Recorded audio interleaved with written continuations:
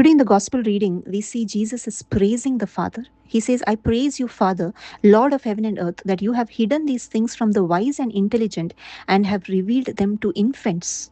And we see Jesus is not praising the highly intelligent people of this world or the highly educated people of this world or the people who have had great achievements, great success. No, he's not praising any of these people, but he's saying that these things have been hidden from the wise and intelligent, but it is revealed to infants. Today, my dear friends, we need to question ourselves and ask ourselves, have we been revealed the message of the cross? Because we see in 1 Corinthians, God says, the message of the cross is foolishness to those who are perishing.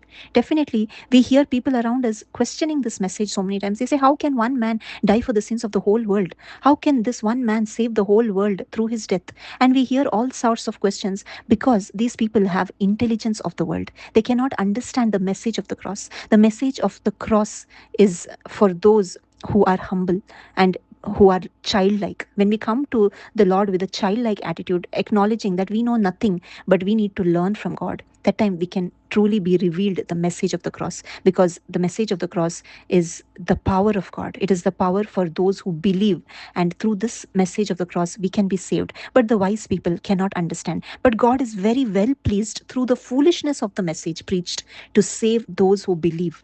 My dear friends, today we need to understand this message of the cross. It is a revelation, and revelation is given only to the humble at heart. If we come to God with the heart filled with pride and intelligence, thinking that we know everything, we can never be revealed of the true great work that the Lord did on the cross 2000 years ago. 2000 years ago, the Lord did a great work of salvation on the cross, and this salvation work is for us personally.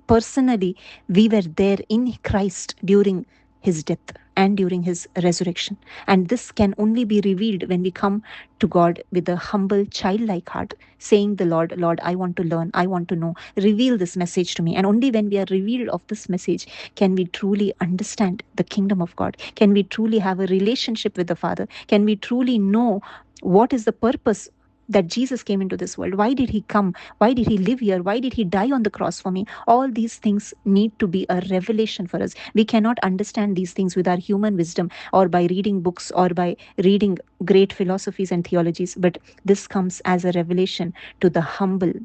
That's why we see in the Bible also, Peter was not an educated man. He was a simple, ordinary fisherman.